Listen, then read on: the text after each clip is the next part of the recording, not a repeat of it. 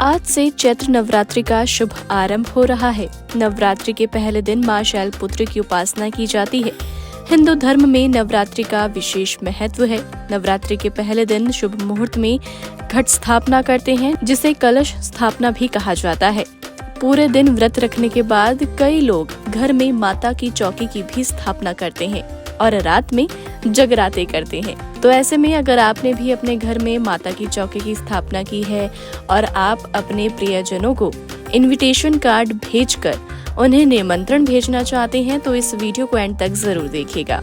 आज की इस वीडियो में हम आपको कुछ ऐसे माता की चौकी के इनविटेशन कार्ड डिजाइन्स बताएंगे जो आजकल काफी ज्यादा ट्रेंड में चल रहे हैं।